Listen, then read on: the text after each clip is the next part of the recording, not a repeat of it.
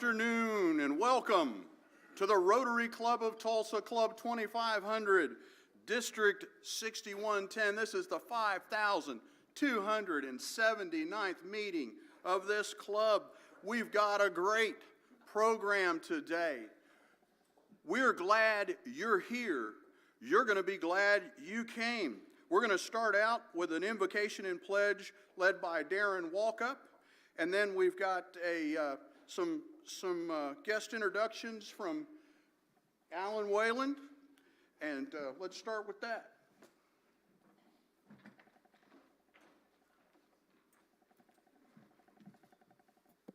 All right. Let us bow our heads with our individual beliefs. Let us offer thanks for our food, blessings for one another. Let us be a source of hope for those in need and contentment for those who are lonely. Let us give gratitude for our opportunity to serve Rotary. Let the feelings of love, kindness, and a well-directed yet gentle spirit always be reflected in our actions. Please join me in the Pledge of Allegiance. I pledge allegiance to the flag of the United States of America and to the republic for which it stands, one nation under God, indivisible, with liberty and justice for all.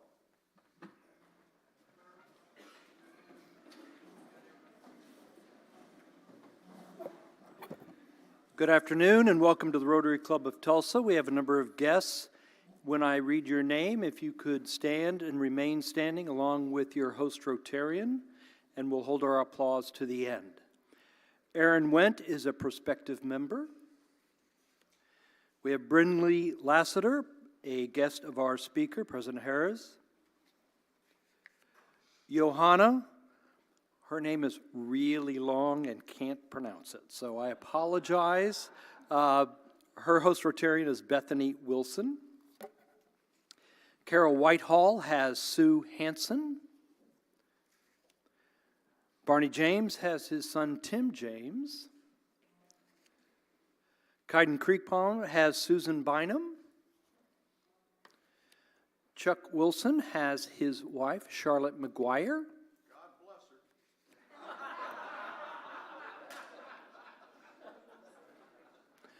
bless her. Carl Vincent has Jenny Graham. Richard Holmes has Mike Burkhart. I didn't hear that phone either.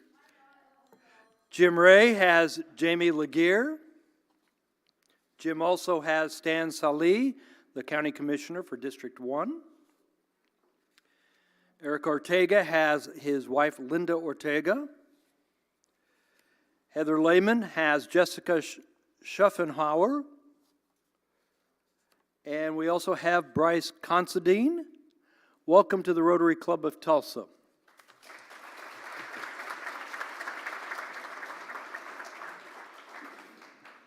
At this time, we're privileged to have a very special Rotary Y from very happy, immediate past President Daniel Gomez. Please join me in welcoming Daniel.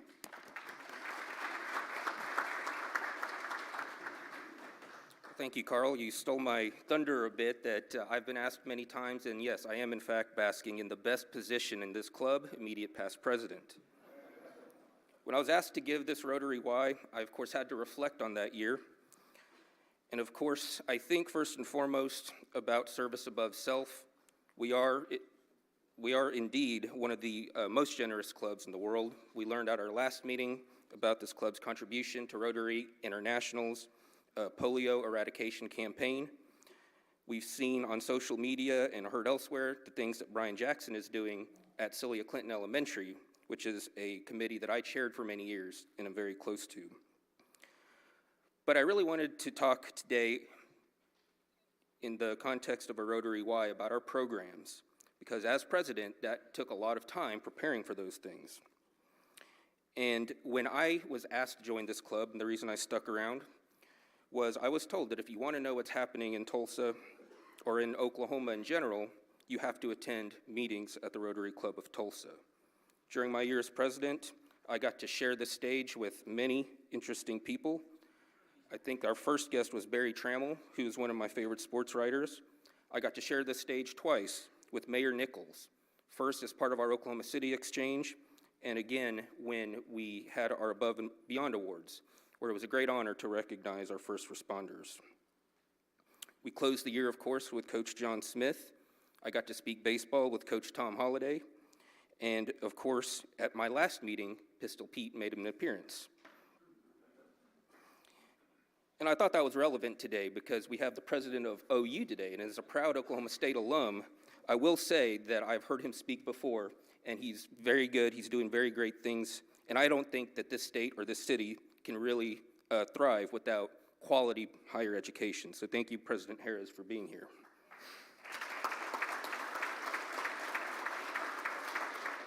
My final thought on why Rotary, why the Rotary Club of Tulsa specifically.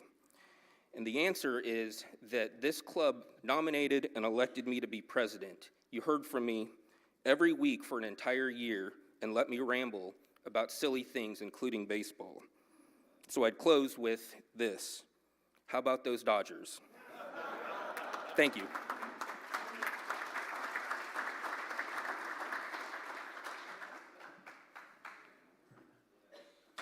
So last week, during this hour, we had a service above self lunch at MSNI. I was there along with how many others? Who else here today was at that lunch? I think there were 14 or 15 folks there. John Hallen came and photo documented our presence. VJ did a great job setting that up for us. I have to say it's the first time I've spent time at MSNI, and VJ had us unwrapping surgical kits, pulling out critical elements like scalpels and needle pullers and certain types of dressings and putting them in different boxes, which he then packaged up to go overseas. One of the most recent containers we sent overseas went to the Ukraine. I don't know where the stuff we packed up. Jerry, do you know where the stuff we packed up on last week's going to go? Okay, well, I don't either, but it's going to go somewhere that needs those supplies. It's a remarkable experience. I talked to Dr. Norm Simon a little bit for those of you who weren't able to attend, and he certifies that service above self lunches are gluten-free, non-GMO, and absolutely no calories. So Kathy Gurrell, if you're watching your figure, you can come to one of those meetings and you'll be safe. Our service to the community, even during the lunch hour, makes a difference. I'm thankful for all of you who were there. Got a little DNA for you today. Have you noticed that lately we've had some press for our meetings and the things that our club does?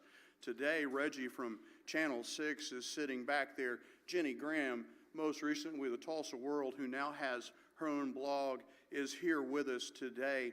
Have we got any other members of the press with us today? Well, that's all right. Shay Rozzi at Channel 23, NPR, has done a couple of stories, and Mike Decker from the Tulsa World has done a couple stories that you may have seen either online or in the paper. On Wednesday, March the 7th, 1955, so you would have been about 60 years old at that point, Bob Sade, 20 Tulsa Rotarians left this meeting. They came to the lunch meeting, and they adjourned immediately, and they spent their noon hour on street corners in downtown Tulsa, and they were selling special editions of the Tulsa Tribune. That day's edition of the Tulsa Tribune featured a special Rotary Golden Anniversary insert. Rotary International was celebrating 50 years at that time. So these Rotarians, 20 Rotarians, left the dining hall, went to the street corners to sell the Tulsa Tribune special editions. Now, they took the place of 10 newsboys. Now, Ray Tullius is an accountant, and Ray, I've been trying to do the math in my head on this. How is it takes 20 Rotarians to do the work of 10 newsboys? I don't know the answer to that. But during And the Newsboys were the guests of honor that day.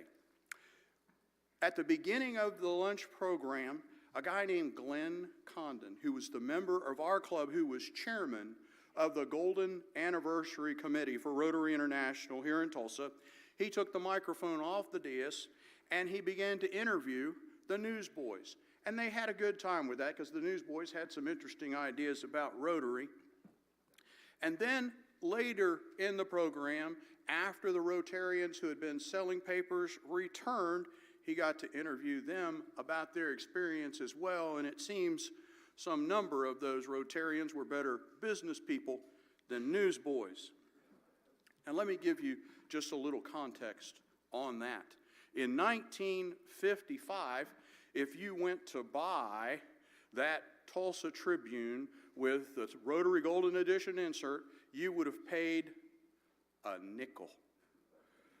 Today, with all the members of our club, for $22.15, you could have bought every one of us a copy of that newspaper. And if you were to go to 5th and Main in downtown Tulsa, just up the street, and walk into either Nelson's Buffeteria or Borden's Cafeteria, you could get 2 eggs and dark toast for 29 cents. Today we pay a little bit more than that for our lunch, but the meaning of Rotary has remained for all of these years. We're grateful to people like Jenny and Reggie and Michael Decker and NPR who come and report on our meetings. I'll note today, this is great turnout. Usually we have what I call the Baptist table down front, the table on the front row that's empty. We don't have a Baptist table today. We've got an ecumenical organization. At this time, I would like to welcome our International Service Director, Rachel Richardson, to talk about some important work that our International Service Committee is doing. Hello, everybody. Hi, thank you. I have the honor and the privilege this year of serving as the International Service Director, which is a great joy because for me, I went to ORU and I studied international community development. So this is like I'm in my element. However, my element is not standing in front of a mic, so if I stumble over my words, I apologize. But you guys are all really sweet, so I appreciate you.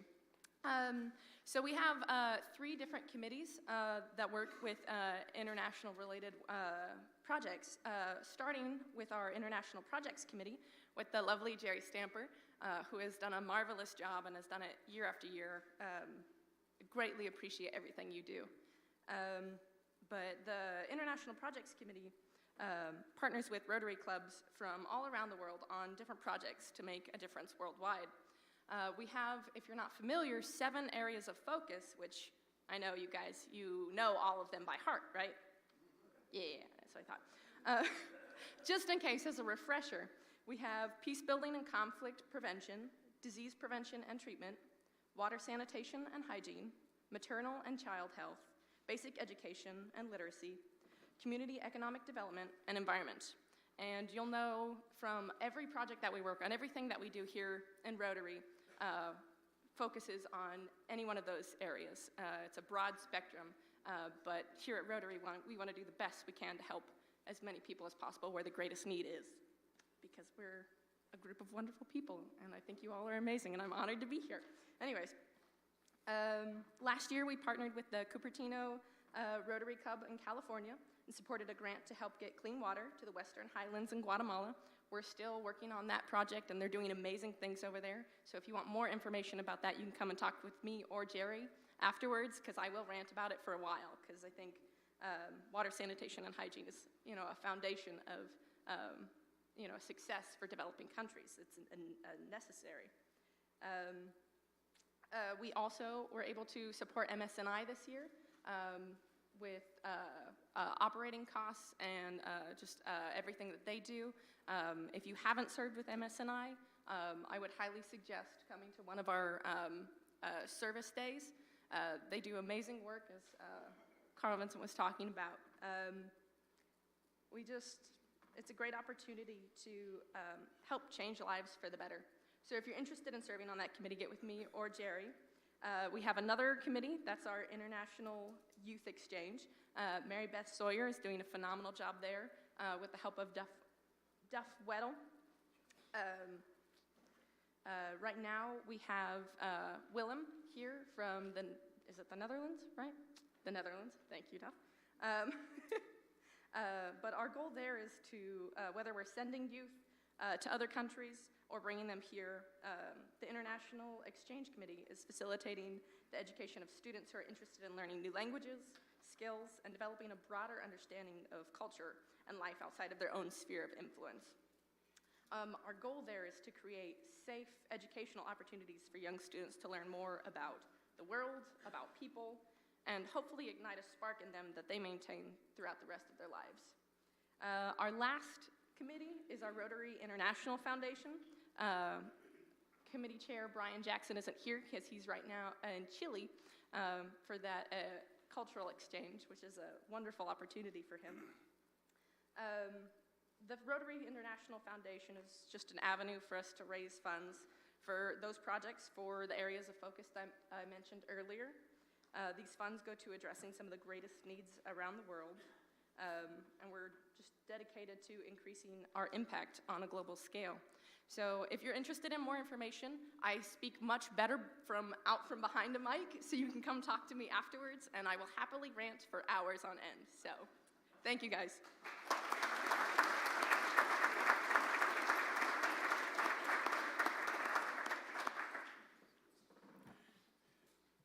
You know, I look over and I see Jerry Stamper, Duff Weddle, Alan Whalen.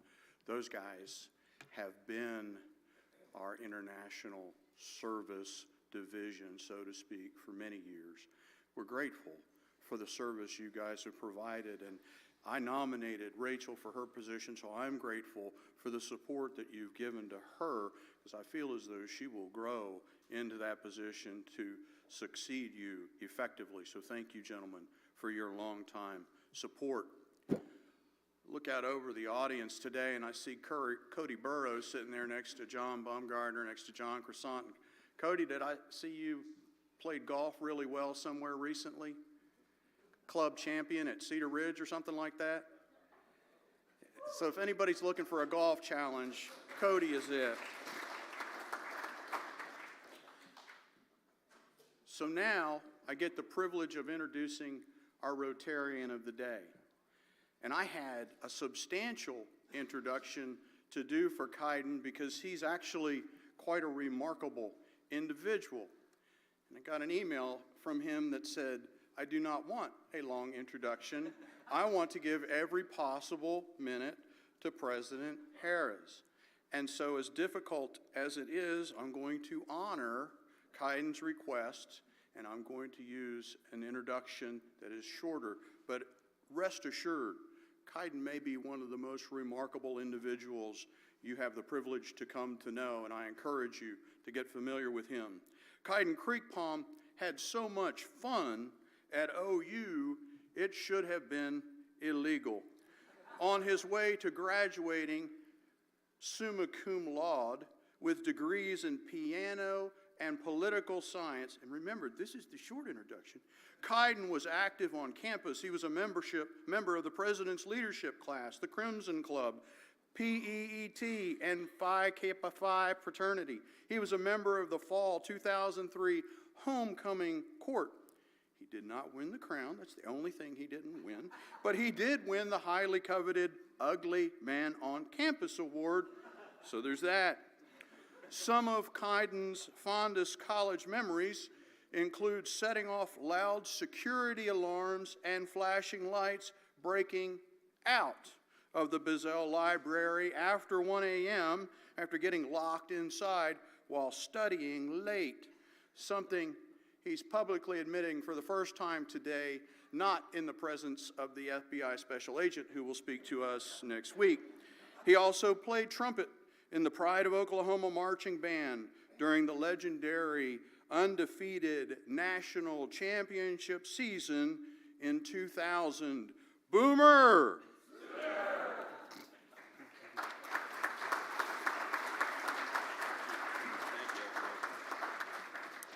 Thank you, Mr. President.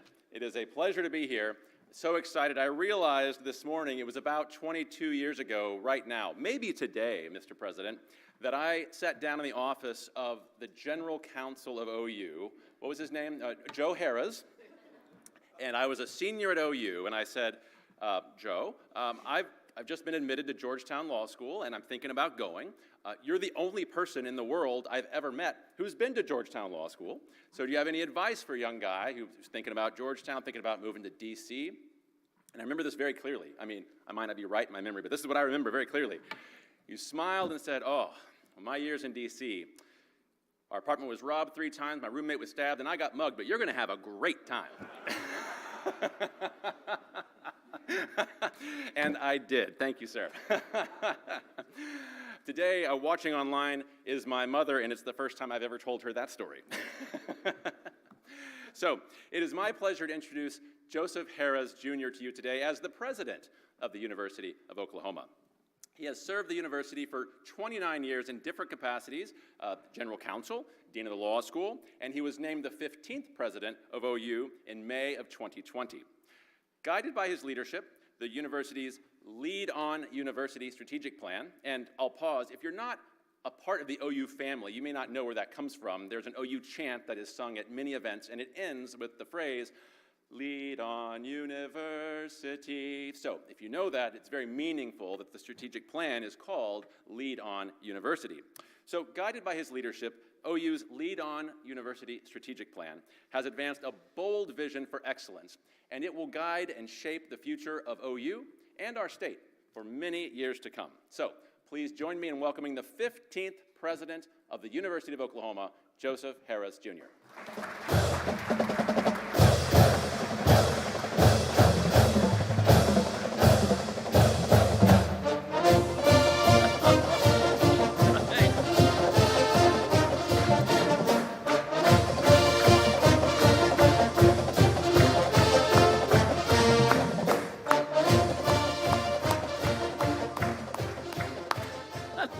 They're like, that's enough.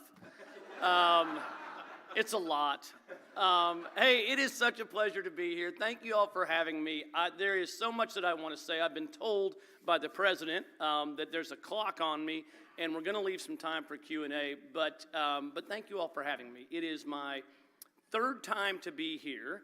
I've been doing this, I had an interim year, and then now it's been a little over 5 years past that 1 year, so that's at higher level math. A little over 6 years. That's right. You got to gauge the audience. No, we're good. And so the question is, a few of you all have heard me before. I have no idea why you're back. You might want to sort of reflect on that. But so I thought, what could the message be today that might be a little different and not just a brag list, although it will include a lot of bragging. But not just a brag list of what the university is doing, but maybe hopefully thinking about how do we achieve our mutual purpose together? And is there anything that we've done and succeeded or failed in over the last 6.5 years that might be useful for us in a broader sense? And I know there are probably, a lot of OSU folks out there. I love the comment about succeeding together because it takes all of us. And as we've thought about how do we, what is our purpose? And originally when I started in this job, we talked about, I think any organization should begin with the question of what's your purpose? And in 1914, when this Rotary was formed, it was very clear the goal was to impact positively the lives of others.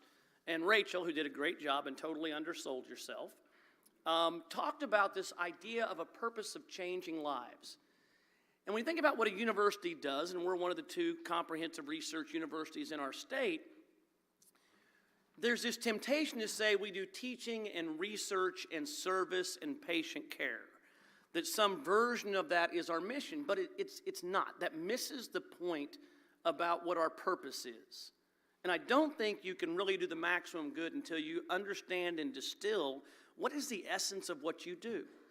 And the essence we decided as we put together our plan, now 5.5 years ago, was that while we do those things, what we really do is change lives. And that's our purpose. We change lives individually and collectively.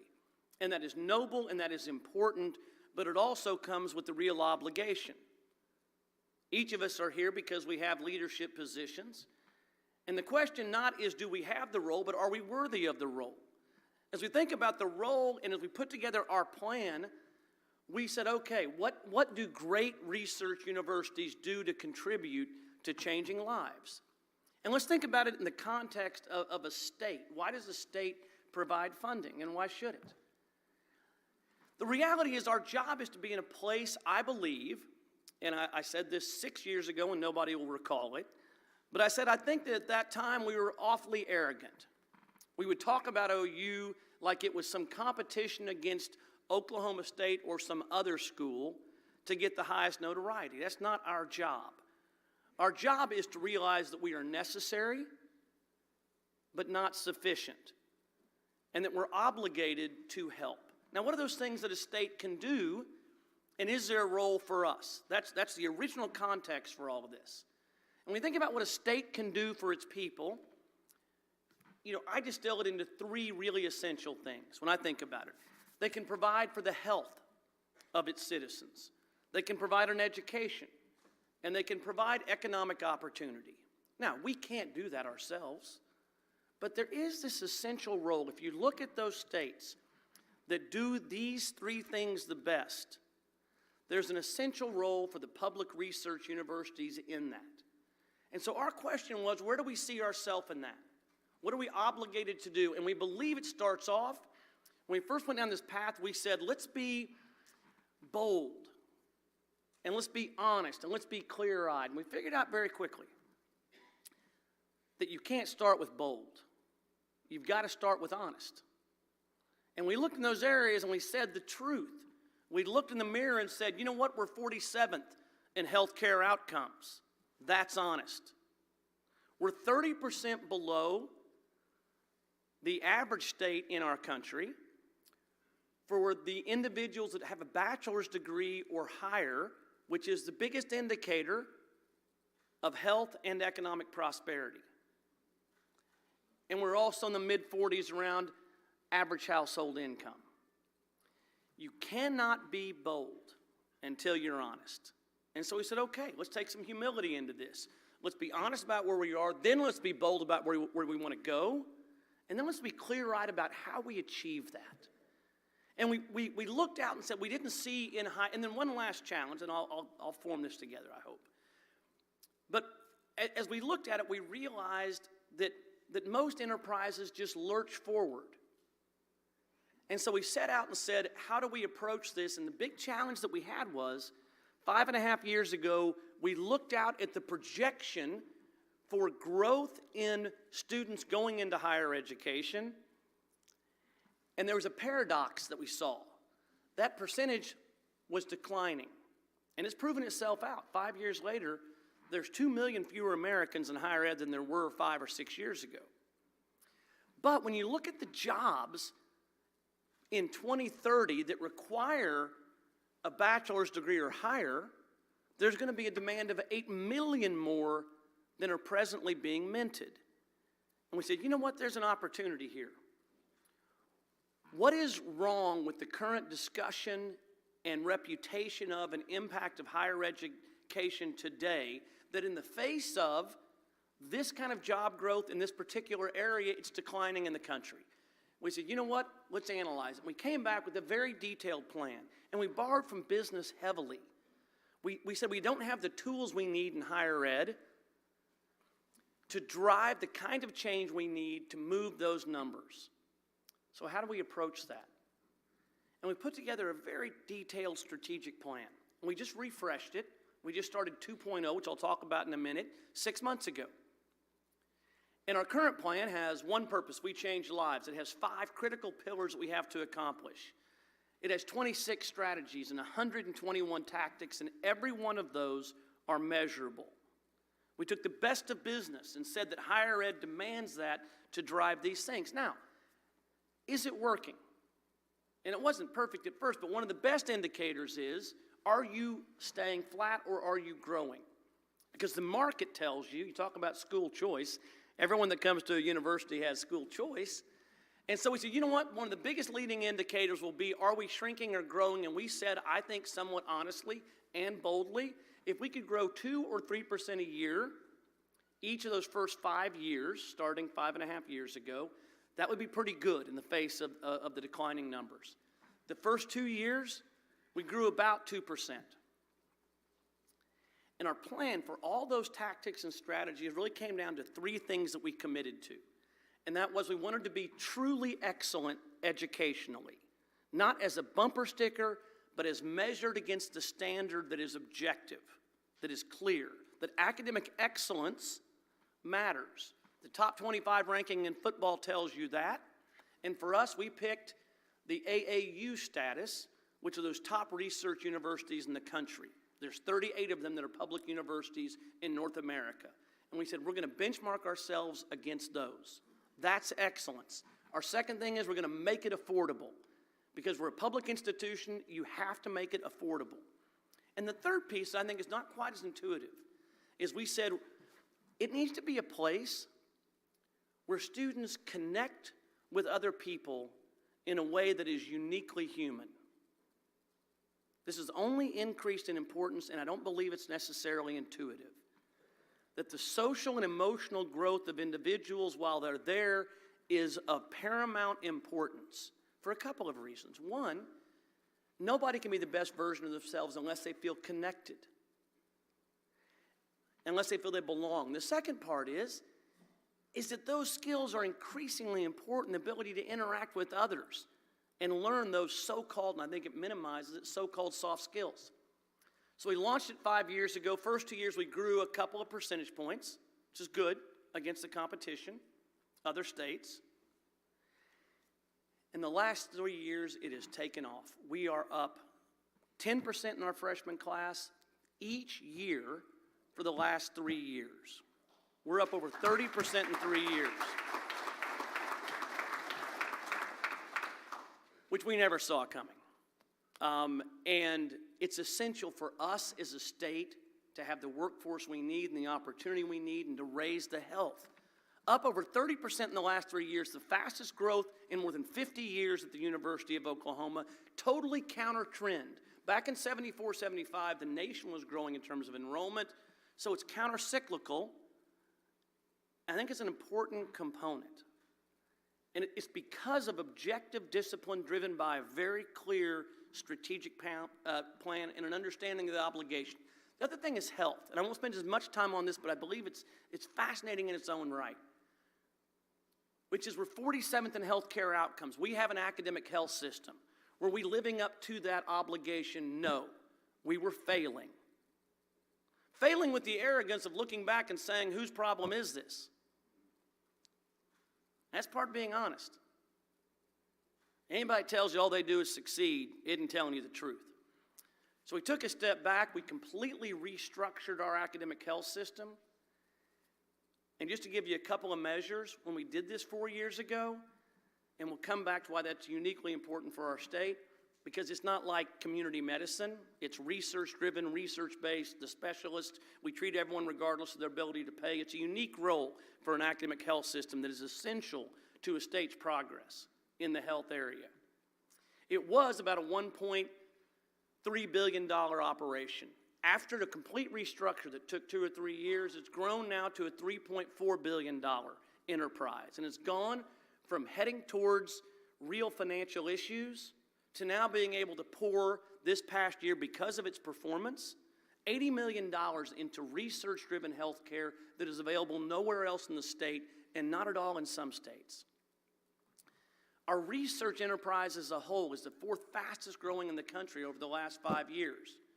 We're now at $450 million in annual expenditures, which are important for the student's education because it's increasingly less about rote memorization and more about, do you know how to be a knowledge creator? Do you know how to access it? Education evolves at the speed. It used to be analog, then it's digital, now it's AI, and it's heading towards quantum. So we're in a position to be there to help. And our alumni are giving back in remarkable ways. I did an absolutely stupid thing 5 years ago. We hadn't had a fundraising campaign since 2000, since your year. And we launched one, didn't have the infrastructure for it, and we said, you know what, we're going to raise by June 30 of 2027, primarily for need-based aid, that second part about excellence, affordability, and experience. And we said, how much are we going to raise with no infrastructure? And we said, let's raise $1 billion. And I was like, no, two's a better number. $2 billion's a better number. And we'll put most of that in the need-based aid.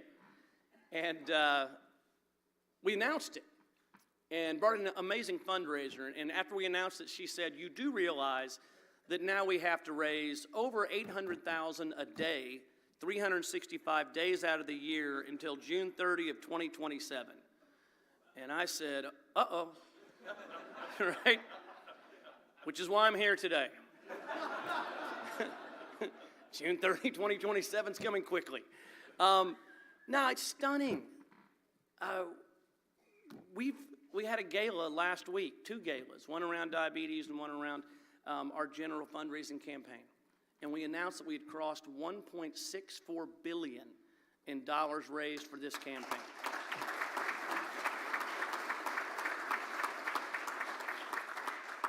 And we're not leaving here till we close it out, and then we can take off. When I come back, I won't ask for a nickel. That would be helpful, to be honest.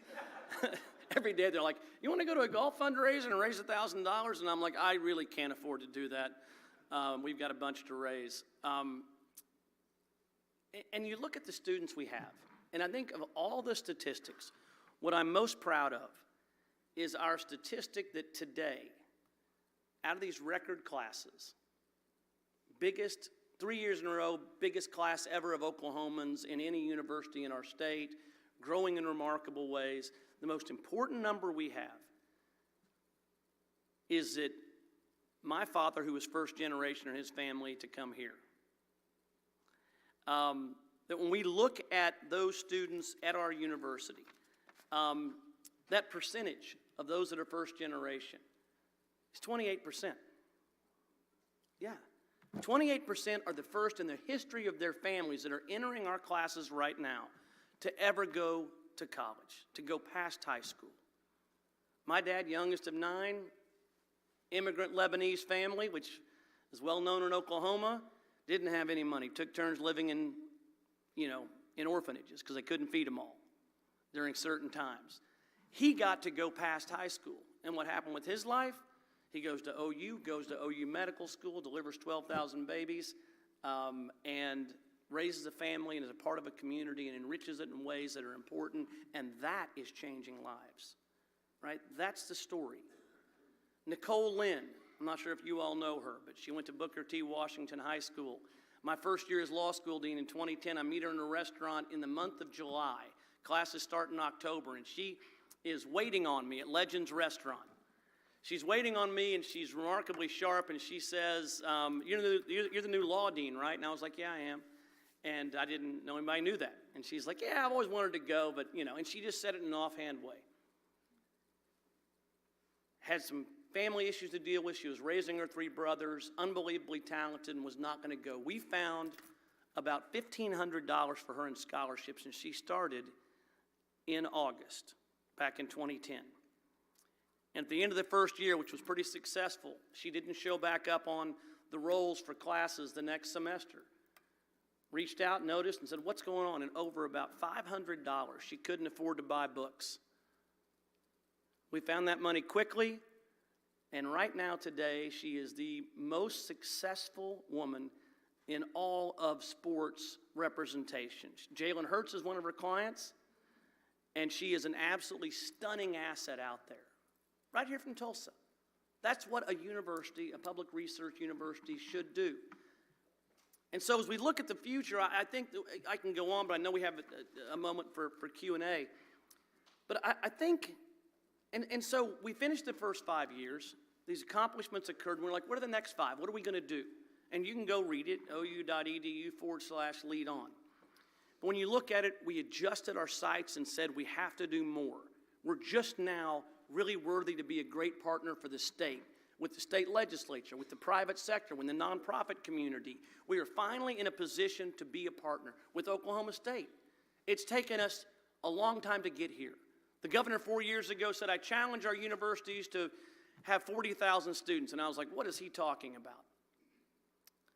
3.5 years after he said that if we didn't grow any more the next 2 years, which we are, we're going to be at 40,000 students in 2 years. So what do we do over the next 5 years? We publish this new strategic plan, and it contains elements that say these things. We are going to attain AAU status, to be listed among the truly greatest universities in our country, because our state doesn't just deserve it, we have to have it. If we want to lift ourselves out of those rankings, for us to be the kind of partner that makes a difference. And it has to remain affordable. And we've got to lift the health of our state together, and we have a role in that. And so we said we're going to do pretty remarkable things. That $450 million that we have each year in research expenditures, we're now on a path to $1 billion. Arizona State University just eclipsed that last year. We're going to get there in the next 5 or 6 years. And it's because there's a plan and it's discipline. We're not doing research in every area.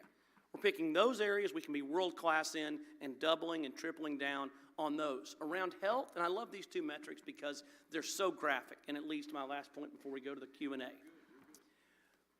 But we looked at it and said, what's our next step as far as the health of Oklahomans go?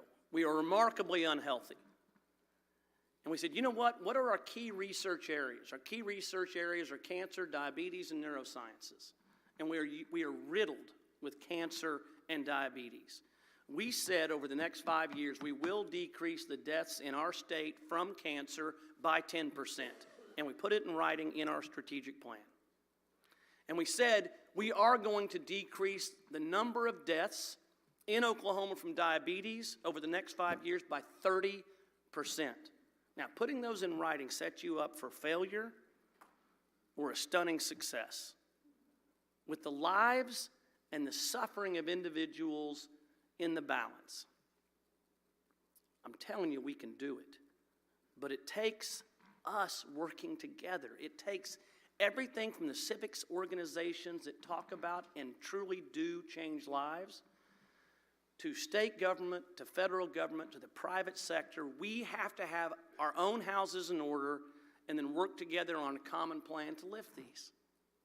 We only have these positions for so long. And that's our obligation and our opportunity. And I'm proud of what we're doing in Tulsa. Tulsa forever has been so complicated from an educational standpoint. And that's an entire speech unto itself that we've all had together at different times. And I think we're making some progress. As we look at this and we think about where we are in our role in Tulsa specifically, to narrow the aperture from the state to northeast Oklahoma as we think about it. On a few levels, let's just cover these quickly. When we think about academics, we have 30-plus degrees, but historically, we've only been degree completion, years 3 and 4 of a 4-year college experience. That's because of strictures and structures that everyone in this audience knows about. And we have more than 30 programs, but we have full master's and full doctoral programs. We launched this Polytech. I'm not sure that name's going to stick, but we're committed to the Polytech itself.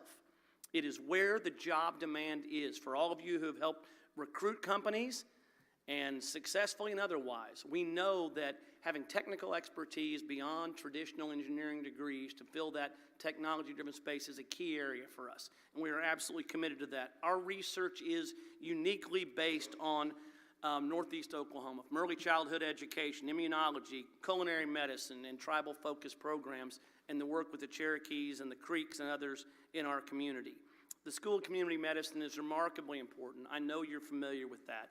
We have the dentistry clinic here, but the biggest thing we're going to be doing, and we'll be back here next week. That is right, next week, Susan? All right. We'll be back here next week to break ground on something that is truly important. And this involves reflection and not just bragging.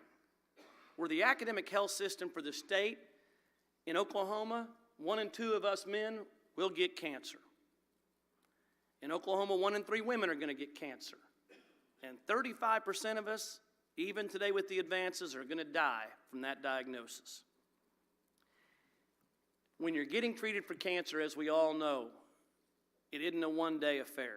You got to be close geographically. We built Stevenson Cancer Center, which is the best description of what research-based care looks like. When everybody else tells you they're out of options, you go to a research-based facility. If you get cancer and you go to Stevenson, because it's NCI designated, your chances of survival beyond year 1 are 25% greater. And we realized we were only serving central Oklahoma. So we branched out. We did a partnership with Norman Regional in Norman, catching south, the southern part of Oklahoma, which wasn't getting that care. And the biggest absence was northeast Oklahoma. And so we are breaking ground next week on Stevenson Cancer Center. Charlie and Peggy are just incredible. Met with them last week and their family. And because of them we're doing it, it will be the same size and scale as the one in Oklahoma City. It's not some satellite area. It's currently over 180,000 square feet and offering life-saving clinical trials when everybody else tells you they're out of options. So our commitment to Northeast Oklahoma is no different than what our commitment is for the state, which is we have an obligation to serve. And what we're trying to do through all of this is be there to serve the individual student and to serve the state.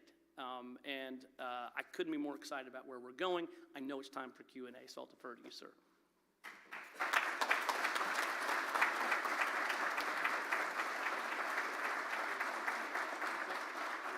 Oh, you bet. All right, he told me to get back to work. He was like, well, why are you talking to me? All right, let's answer a few.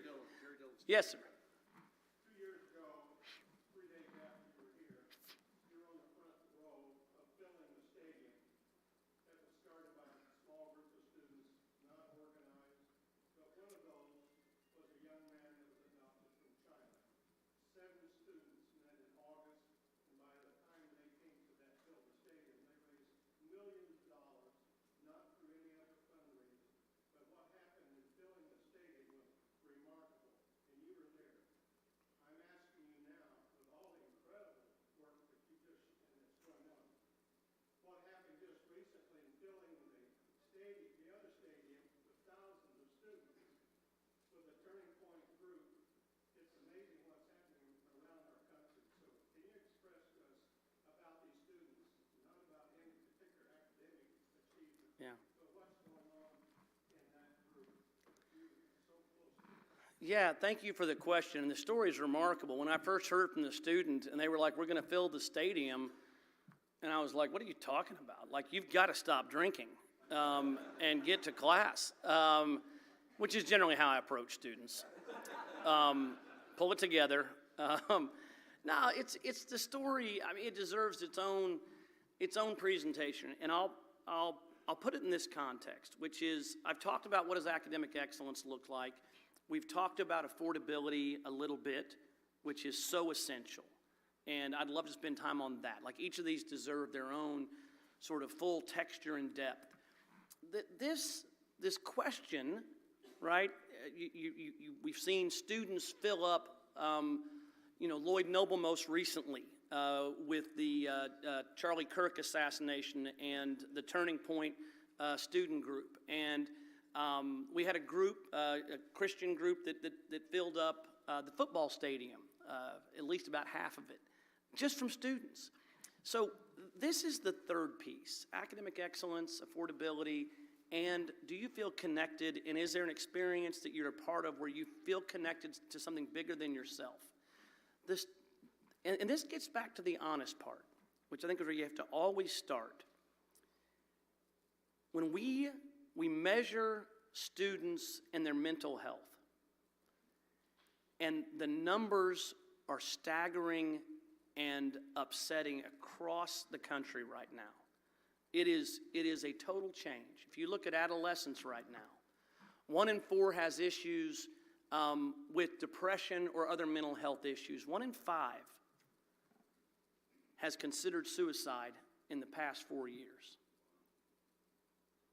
That's the average adolescent.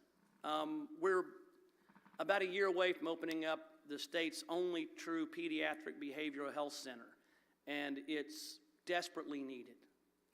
And so what's our job? Where do we fit? We can't fix it all, but where do we fit? And the answer is to bring people together in a way that allows them to find others who they have something in common with and learn about those that they don't have things in common with. We have 500 student groups in Norman alone before you ever get to the Health Campus or OU Tulsa. That's a huge part of it. People are like, well, why don't you just go do everything online? And I think the answer is because, I think the reason that we are experiencing growth is because you want to create this environment. You have to do it very intentionally. It's why we invest so heavily in athletics. Athletics is the connective tissue. It's not off to the side. When you look at our strategic plan, it's inside of 3 of the 5 pillars. Because it creates a connection that's not Democrat-Republican in an increasingly acrimonious world, but it's we're for something together, and I feel like I'm a part of it.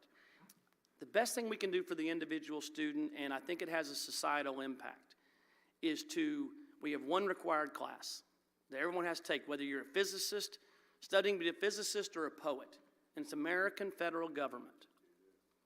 And it's this idea, there's another reason we fund public education, and that is to create really good citizens. And to be a really good citizen today is more difficult than ever because everything is telling us to hate the other. And so I think our role in all of this, as we think about it, is we need to bring people together, let them hear diverse views, and not hate that person, but to see a common humanity. These student organizations, things that may seem silly, like we had a Beat Texas event that was like a big carnival. Now, the outcome of the game was not ideal. Thank God we beat Tennessee. I'll just have to break and, but it's the idea, and we had our first ever concert on the South Oval, and we've done tailgating now in the North Oval. And people look at these and they're like, well, that just sounds like fun time. But when you look at that and then you bring it into co-curricular and curricular areas like study abroad, it's what this organization is founded around, which is finding common humanity and meaning. I saw an incredibly tricky statistic, which I verified this morning because it didn't seem real at first, that males between 18 and 25 years old right now, that 45% have never approached a woman to ask her out. They're increasingly online in their social media using proxies for human connection. But when you go to one of those, when you go into the stadium or you go with a group and you spend time with them and you talk about things that matter more than just yourself, and we're all guilty of it. Get off your Twitter feed, quit reinforcing your own beliefs, and actually think about others, which is what you do here every Wednesday. There's something different. And I think those 2 events are exceptional examples of what we need to be doing for our role. And the way to handle this across our state, I think, is that then we link arms with the state legislature, with the private sector, with our community clubs, and say, what can we do together? What is each of our roles in a much greater plan to move us forward? Because there's a lot of forces working against us, but I think the force of good is way, way greater than the force of evil. All right, I know I've overrun. One more question, is that okay? All right. And I promise to answer twice as long as that last one, right? Please, I'm sorry. What role can OU have with public education, K-12 schools?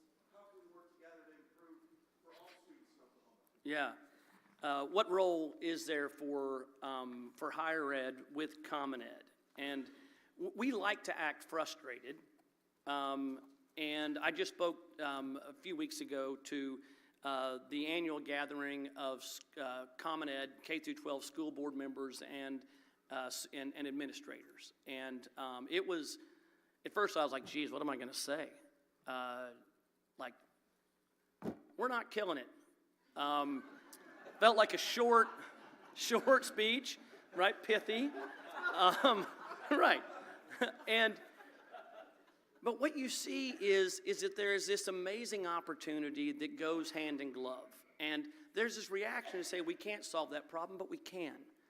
And it starts with data, right? And I think it starts with a couple things. Being honest about where we are. We've talked about that. And I just don't think you can gloss over it and say, we want to be this. Well, I wish I was 6'4" and could dunk. You know? Like, you got to be honest. There's a reason I play golf. And so I think you've got to start off and say, hey, where are we actually? And then we don't need to split the atom. Once you're honest, it's who's doing this in a way that looks like us, that's achieved something at scale. And you know what? It involves leadership, and it involves a multi-year commitment that transcends individual elections. And when you look at other states, and Mississippi is a really good example, which I think a lot of us know. I can tell you, when we transformed our academic health system, it wasn't like I had a big idea. It was literally, we're not doing great. Who's doing great? What are they doing? And then you just commit to it in a way that is collective. We know third to fourth grade education, we're passing students that are not able to read. Not okay. That one change alone can be magical. We got to have the fortitude and the humility, I think, to really attack it that way. 8th to 9th grade in math. How do we attack that issue? So I think we have unbelievably good people. I'd say we're better people as a whole in Oklahoma. We're willing to work hard. We're humble.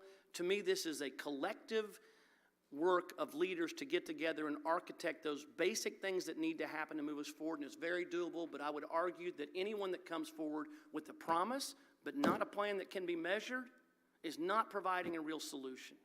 I think we have to hold people to account for that, including ourselves. And that's what I think is actually working in our plan, is every one of us, me included, has a set of goals that are measurable each year, and we check them off whether they are green or yellow or red. And it's okay if you've got red, as long as you're dealing with it and you're honest about it. So it is not insurmountable, and it doesn't require the greatest mind to come in here and put it together. The missing ingredient is not inspired intelligence that we're lacking. It is honesty, and it is commitment that is on the individual and collective level. Copy what's working and move it forward. And I'll guarantee you we can do a lot of good for a lot of people.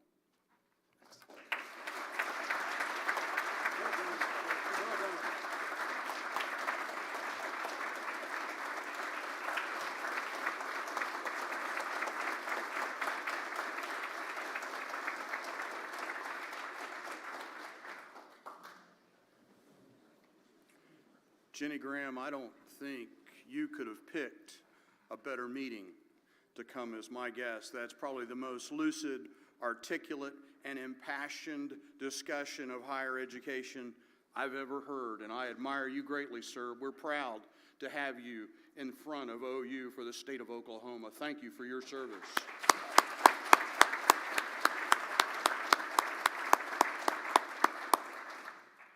Susan Bynum, I don't know what your role in this is. I don't know you well, but you're the very best meeting attendee I've ever seen. You smiled and nodded, and you're just the best audience member ever. I love you. You have. My goodness. She's a doll. So I don't know if you noticed or not, Joseph, but our pianist, John Hamill, played in honor of a game, I think, coming up in a few weeks, Alabama Bound. So we do that for you. We're going to have a book today honoring our speaker. Title of the book is Who Do You Want to Be When You Grow Up? You probably remember we donate this to Celia Clinton. If you'll inscribe it, please. I will. Thank you very much. We've got a few good upcoming programs. Next, the 12th, Terry Heatherman, an FBI special agent that Kiden will not want to be here for. November 19th, Mick Cornett, who was the visionary mayor in front of Oklahoma City when they made so many changes that catapulted Oklahoma City to the forefront. And then December 3rd, we have Carly Singer Wignaraha, who will be here. So we've got some great speakers coming up. We've also got some important events coming up. We're coming into the holiday season, and some of our most important activities in the community. Salvation Army bell ringing is coming up on December the 4th. Are you, Sheree, you're applauding, are you over that? Is that part of your committees? No, I just love doing that. Oh, okay. Well, and so I'm glad you brought that up because Shop with a Cop is on December the 6th, so please sign up for that if you would. I also wanted to mention we've got one committee meeting, Human Trafficking Response in room 231. The elevator closest to us is down, so you need to go through Parker Hall and over to the right. You can take an elevator up if you need it. I have to talk about one other person before we dismiss today. You know, at my house, when I have an opinion about something, my wife invites me to go outside and share it with the squirrels. There's a guy in our club named Phil Viles who's not here today because when Phil Viles shares an opinion, articulates it, and writes it down, he's given an award. And so today, he is at the 2025 AARP Oklahoma Native American Elder Honors. He was nominated for that by Larry Wofford out of the University of Tulsa and received that award. So, when you see Phil at our next meeting, you might mention that to him.